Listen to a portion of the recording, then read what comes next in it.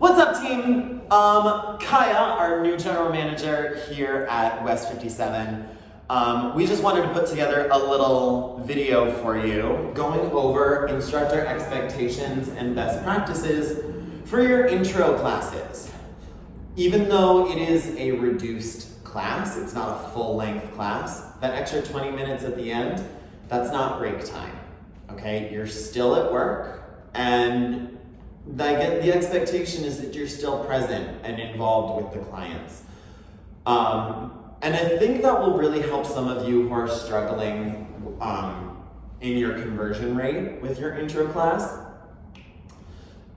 just to help it feel more like a conversation and less like okay, welcome into the studio, here's your class, peace out, I'm done, talk to this person. Excuse me. As you are getting ready for your class block that day, whether your intro class is at the beginning, middle, or end of your class block, try to take a couple minutes before you actually get involved with clients to check in with your sales rep, with whoever's working the front desk, and just see who are we expecting for the intro today? Is there anybody who I really need to keep an eye out for? You guys collect the OMG information, which can be really helpful in getting off on the right foot with some of your prospects. But even then, before I always start my intro, I try to greet my clients. I say, welcome. If you need to put your shoes, this is where to put your shoes. If you need water, this is where to do it. Bathrooms in the back. As you guys are getting comfortable, write your name on the dry erase board. That's gonna help you identify who's actually in class. You can actually respond to people by name, which is always helpful. I take a couple minutes as people are kind of trickling in. It's okay if you don't have everybody together right off the bat. People are getting their socks. Your front desk is getting people checked in with waivers and such or all that jazz. As people are trickling in, I try to start talking to one or two people right off the bat. Have you ever done Pilates before? Oh, you have? Tell me about your experience. Oh, you've done SLT? What you're gonna do today is a little bit different. Oh, you have done Class of Reformer Pilates before. Great, did you like it? What'd you think? Where was it? Tell you a little bit about how we do things here at our studio. Oh, if you've done you've done yoga before. You might think about what we do today as this weird intersection between yoga and the weight machines at the gym. Start that conversation, helps get them comfortable in the studio. Yeah? Once you've gotten the ball rolling a little bit, I normally shift into, okay, tell me what it is that you're looking for. I don't like the question, what are your fitness goals? Nobody likes that question. I say, what do you want? What are you looking for? What are you hoping to get out of starting something new? Hopefully that will get you the same kind of answer. And typically, my experience at least, you're gonna get 1 of 5 answers, or 4 or 5 answers. I wanna get more flexible. I wanna work on my core. I really need better posture. Oh, I'm getting old and this is just like, good maintenance. You're gonna, 9 times out of 10, get the same answers every time. I normally try to take whatever answers I get and connect it into the intro class that they're about to experience. Oh, you wanna get more flexible? Oh, great, because I'm gonna show you this great stretch in a couple minutes and you're gonna love it. Oh, you really wanna work on your core? Great, because in a couple minutes, I'm gonna show you how we work on core to extremity connection, that deeper core connection, activating into the deepest layers of the abdominal wall. I'm gonna show you more about that in a couple minutes. You're gonna love it. I wanna get toned. Oh my God, I hear that one all the time. I wanna get toned. That's great, because here at Club Pilates, we integrate the stretch and the strength together as one, strengthening the muscle in an extended position. That's what's great for building long, lean muscle mass. Cool? 9 times out of 10, you're gonna get the same answers every time, and you'll figure out a way to connect that into the product they're about to experience. And that's another great reason why you should check in with the front desk, or again, whoever is going to be doing the intro pitch. Because if you have somebody running in last minute or right as class is starting, you already know, like, hey, like, what are some of the things that Diana wanted to work on? And you're like, oh, Diana's not here, so don't worry about it. No, at least you know, like, oh, she wanted to work on flexibility and getting toned. Now Diana just ran in right at the last second, and you just have that note. You didn't get to talk to her, but you can still add that into when you're explaining certain exercises and certain stretches. This is great if you're trying to tone your so on and so forth, and now this person is just like, wow, it's like they already know my goals. Yeah, of course you did. Love it. So and that's another great reason why I try to start just with that casual conversation. Everybody's seated on the reformer, everybody's getting comfortable, nobody's moving yet. We're just trying to gauge, get a feel for the room.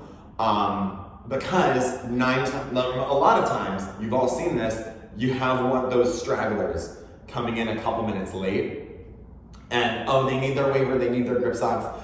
I'm about to start with footwork, and they're just coming in the door. It gives them a little bit more of a cushion, gives them a little bit more of a buffer to say, okay, you're coming in late, but relax. This is what we're doing. Join us when you're ready, okay? And at that point, you really just have to let it go and say, yeah, you missed a little bit, but that's okay. We'll recap later. Just join us, just hop on in. Of course, after I gauge, like, what are we here for? What are we looking for? What's the goal? And I've connected that back into what they're about to experience. Always check injuries, health conditions, things that I need to be aware of. A lot of times the OMG is gonna have something like that in there. Absolutely. Right? But it's always best practice to double check, especially if that client wasn't able to give us their OMG or their background information. That's fine. Always best to double check as you're getting into class. I have the room set up, ready to go at the beginning of class with all of the equipment reset to square one. If for some reason my previous class ran over or something isn't how it should be, I'm going around fixing equipment as I'm getting that conversation rolling.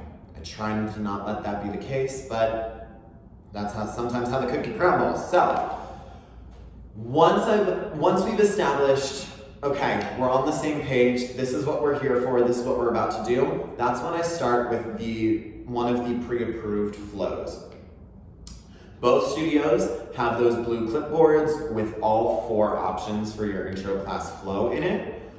And those are the options that have, 1, been approved by corporate, and 2, have been approved by ownership. So that's what you're doing for your intro. All of those flows have those sales points built in. As long as you're hitting those sales points, you're golden, okay? You can literally read right off the paper. Once you've completed your intro, the first thing I always say is, oh my gosh, you guys killed it. That was great. I'm so excited to see how you continue to progress once you branch out and try more of our classes.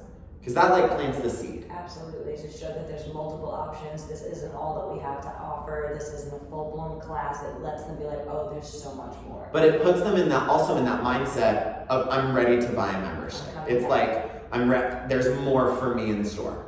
It's a psychology thing. I don't know how to explain it, but it works.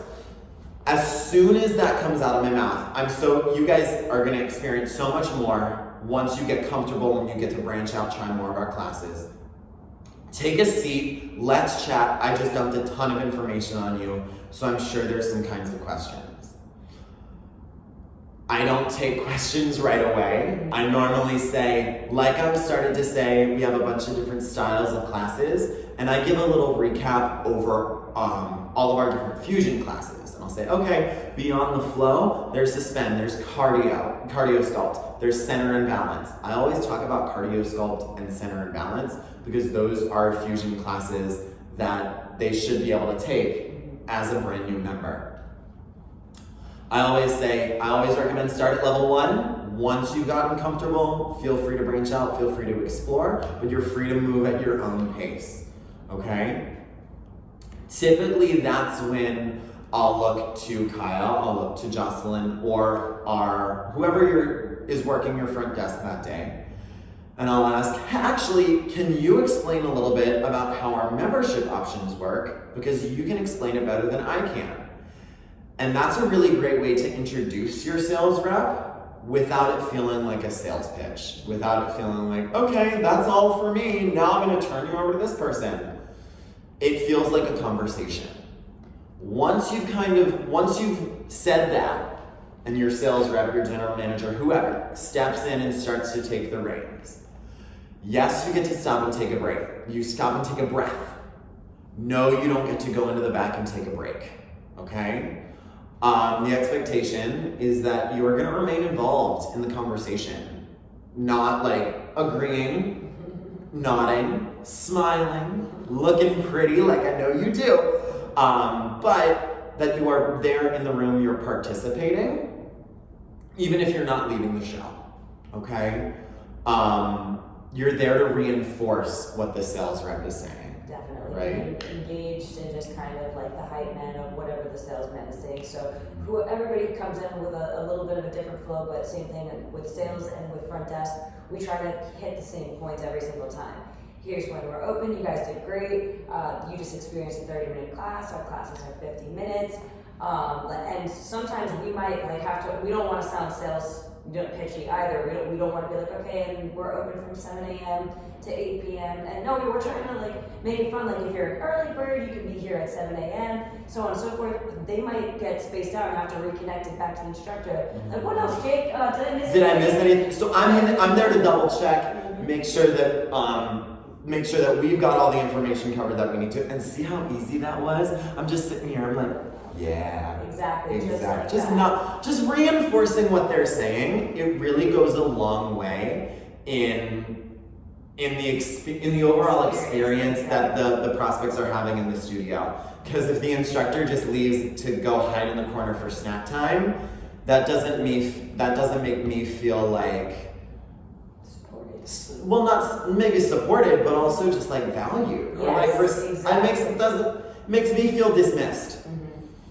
And that's not the experience we want our prospects to have when they come in to try our class. Not to mention that like it just looks rough if I'm like, right, Jake, isn't that right? And you're like, yeah, totally. What? Yeah, like it just doesn't look professional. It doesn't look like we really care. It doesn't. So I think that's just the main focus. So as long as you're present, you're engaged in the conversation. That's all we're really asking. Of course, clients are going to come forward to you with questions, asking about this particular class, this particular level, stuff like that. We'll also pass it back. If you Right. guys have any Pilates-related questions, don't come to me, go to Jake. If you have any more membership questions, I'll be in the front.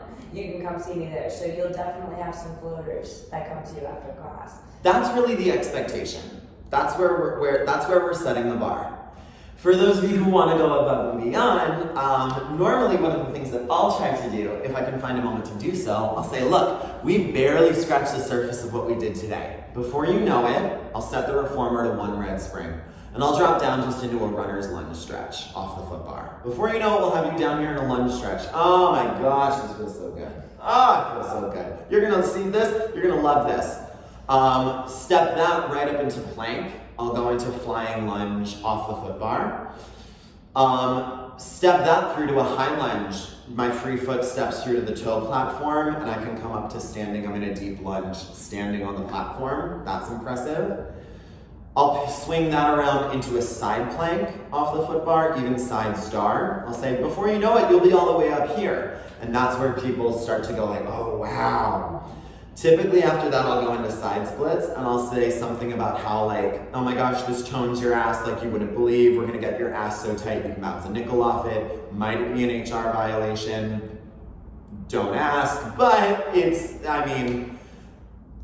makes people laugh, and if you can make people laugh in the intro, it significantly improves your chances of closing out with them. So, what you want to do for an equipment demo, all up to you, but if you can give them some kind of a visual idea of, oh my God, there's so much more out there, that it's going to spark their curiosity, but it also helps shoots the response. That was too easy in the foot. It completely cuts it out and says, yeah, we didn't get to do all this today because this is just our trial class. But if you thought that was too easy, wait till you get to try something like this. And 9 times out of 10, Yeah, that'll kick their butt and say, okay. It I just- didn't expect that. It flips the switch in their brain and says, okay, I think I'm really gonna like that.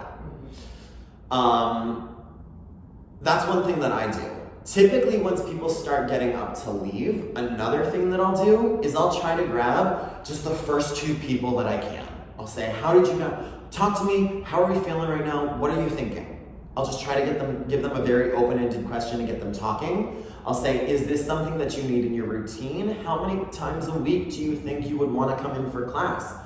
And that immediately tells me like what membership that would work best for them. And I can kind of send them over to the front desk and say, okay, go ask about this specific question.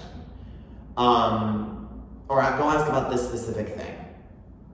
It gives them a job and they're less likely to just walk out the door. Which, yeah, I was gonna say, a lot of people, even if they are very interested, even though they know it's gonna work for them, they get so anxious and overthink that they just grab their belongings and run. They just grab their stuff and go. So if we're not hidden behind the desk or hidden in the back, they have less of that chance. So if we're talking and walking with them, the odds of them talking and walking to the front desk for a membership are a lot higher. They're honestly like babies. They're kind of like toddlers. They're like preschoolers. You need to kind of like hold their hand a little bit. You need to show them the ropes, and you need to say, "Okay, don't run away yet. Don't run away from me. You need to stay with me." Yep.